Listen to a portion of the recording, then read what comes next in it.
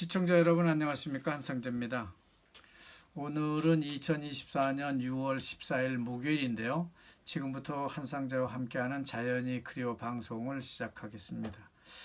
오늘 토뉴스는 중간상이 인도네시아 농민의 곡물 공급 네트워크를 좌지우지하고 있다는 그런 기사가 전면에 나타났습니다. 벼농사를 짓는 인도네시아 농민들의 곡물 네트워크는 계층화된 중개자 네트워크에 의해서 통제되고 있다고 하는 것이죠. 이런 상황은 농민들이요, 모내기를 하고 기물 메고 벼를 수확하고 비료를 주는 등의 노력으로는 최적의 수입을 얻기가 힘들다고 하는 그런 지적을 하고 있는 겁니다. 곡물이 정미소에 들어가기 전까지 최소한 4 내지 5단계를 거쳐야만 한다는 뉴스입니다. 동부자와의 한 중개인은요, 수확한 벼를 킬로그램당 5,300루피아를 주고 농민으로부터 벼를 산다고 합니다. 중개인은 이 벼를 중대형 정미소에다 5,600루피아에 넘긴다고 하는데요. 실제로는 5,700에서 5,800루피아에 넘긴다고 합니다. 중개인은 운송비라든지 인건비, 또 벼 건조 시 발생하는 감량 손실 위험 등을 감안해서 킬로그램당 400루피아를 더해서 판다고 합니다. 그래서 하루에 가만히 앉아서 이들은 61만 9,220루피아의 순수익을 올릴 수 있다고 하는 것이죠. 보통 하루에 이런 거를 10건 정도 중개하고 있기 때문에 이들은 600만 루피아 이상을 하루에 벌 수 있다고 합니다. 또 다른 쌀 브로커는요, 수확할 준비가 끝난 농민들이 어디 있는지 그걸 찾아서 연결해주는 역할을 하면서 수수료를 받고 있는데 킬로그램당 50루피아를 받는다고 합니다. 그러나 잘하면 킬로그램당 100루피아까지 받을 수도 있다고 합니다. 정부 수매가가 5,300루피아니까 거기에서 50루피아의 수수료를 더해서 수매를 하게 되니까 농민은 5,200루피아만 받는 꼴이 되는 겁니다. 그렇지만 웬만한 매매를 위해서는요, 아주 이 중개인들이 필요하다고 하는데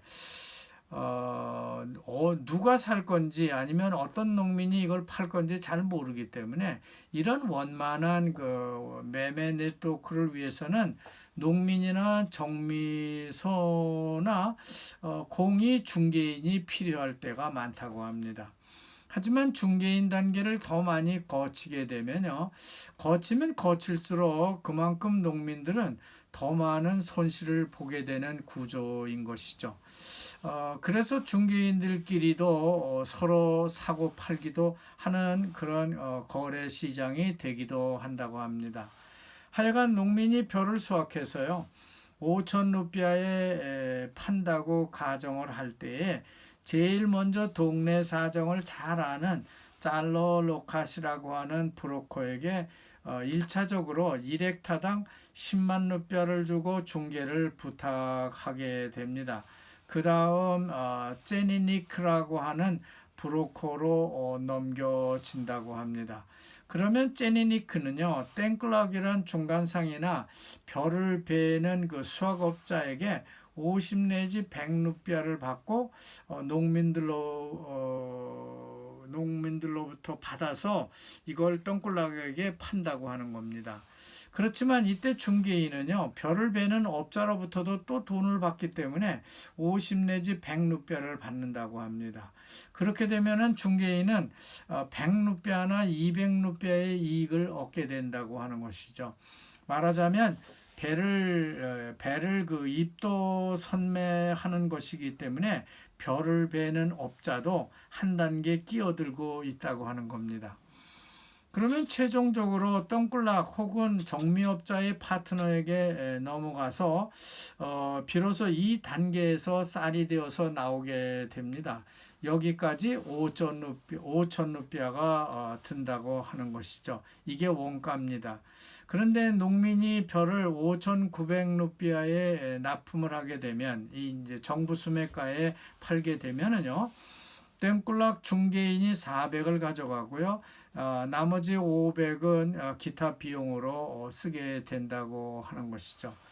좀 복잡하지만 농민은 중개인으로부터 5천 루피아를 받고 벼를 입덜 선매하는 꼴이 됩니다.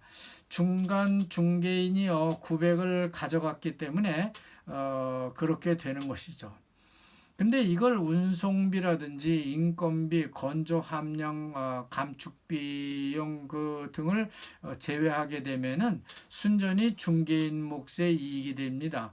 그리고 500루피아의 마진이라는 게 남아 있긴 하지만 이건 배를 베는 노동자라든지 동네 로컬 중개인 그리고 알선을 해주는 사람 등이 나눠 갖는다고 합니다. 이미 오래전부터 이런 시스템에 젖은 인도네시아 농민들은 이런 구조를 고칠 생각은 하지 않습니다. 그렇다고 정부가 나서서 이걸 고치려고도 하지 않습니다. 그래서 인도네시아 관습상 거래가 잘 이루어지죠. 그러니까 이런 것도 인도네시아 거래상에는 필요하다는 겁니다. 뭐든지 커미션을 줘야만 하는 그런 인도네시아의 거래 관습을 보게 되면요. 이런 구조가 있는 것이 당연하다는 느낌이 들죠. 자, 이 쌀 문제는 여기까지 하고요. 일면 터키스 하나를 더 보겠습니다. 지난 대선 때 프라보와 기브란 후보자 지지자들에게 논공 행상으로요. 국영기업 배우에멘의 이사 자리라든지 위원회 자리를 배분을 하고 있어서 국민들의 주목을 받고 있다는 기사가 전해지고 있습니다. 뭐 당연한 거지만은요.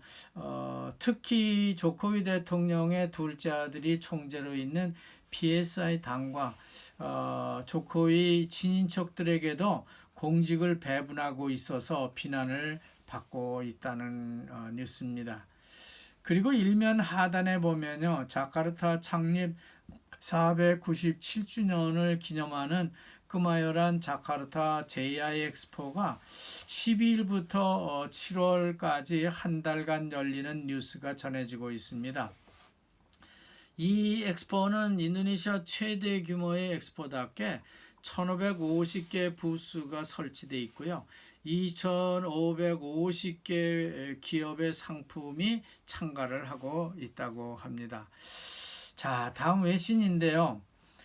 이상하게 한국 청년들이 부담이 된다고 하는 뉴스가 올라왔습니다.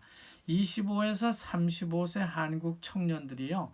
국민의 66%나 되는 많은 사람들이 여전히 부모와 함께 살고 있거나 또 같은 집에 살지 않더라도 여전히 부모의 그 부양을 받고 있다는 일명 캥거루족 기사가 전해지고 있는 겁니다. 참으로 창피한 기사입니다만 그래도 이게 우리나라의 사실이니 현실이니 어쩔 수가 없을 것 같습니다. 자, 지난 뉴스긴 한데요. 우리 현대 자동차 그룹이 이가엔에서 드론 택시를 운항한다는 뉴스를 KBS 라디오에 전한 적이 있는데 인도네시아 신문에도요. 이가엔 신수도에 하늘을 나르는 택시를 좀 띄울 그럴 계획을 가지고 있다는 기사가 나오고 있습니다.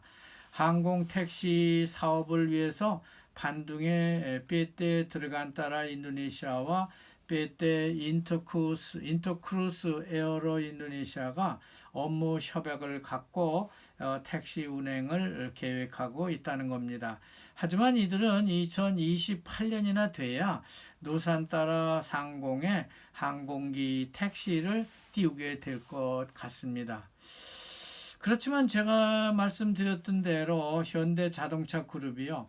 조만간 인도네시아 신수도 누산타라에 미래 항공 모빌리티인 드론 택시를 시범 운행할 것이라는 기사가 신문에 보도된 바 있습니다.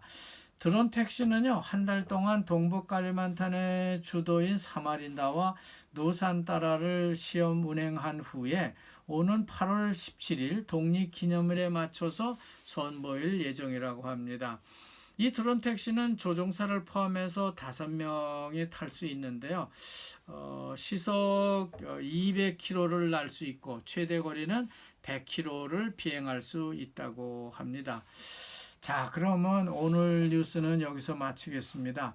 여기까지 함께 해주신 시청자 여러분 대단히 감사합니다.